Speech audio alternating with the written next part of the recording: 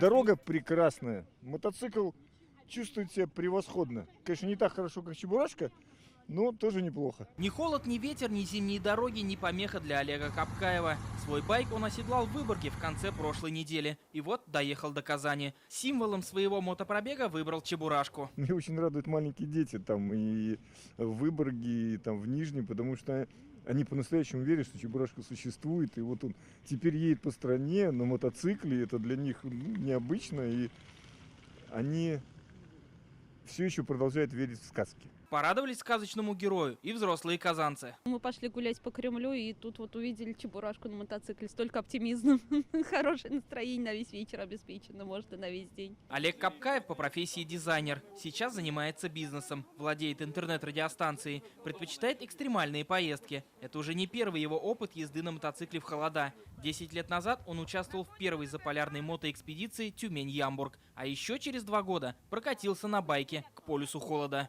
Когда ты уже много поездил летом и объездил достаточно, я проехал 136 стран. И, конечно, интереснее всего путешествовать по России. Но Россия это что? Это всегда зима. Летом ездить могут все, зимой нет. Вот у вас проблема со шлемом была, говорят. Благодарствую. Чтобы не было проблем. На подъезде к Татарстану у Олега сломался обогрев стекла на шлеме, и казанские байкеры подарили ему новый. Таковы правила общества мотоциклистов.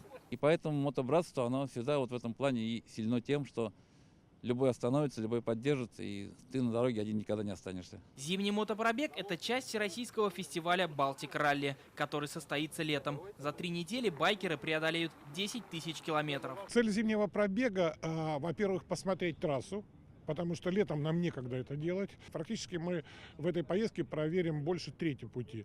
И во-вторых, мы едем в глубинку нашей России, Тобольск, где очень много мотоциклистов, которым мы хотим рассказать о фестивале и пригласить их присоединиться к мотопробегу. Перед тем, как покинуть Казань, Олег Капкаев в костюме Чебурашки сфотографировался со всеми желающими на фоне Кремля и пообещал, герой детства обязательно приедет и на летний фестиваль.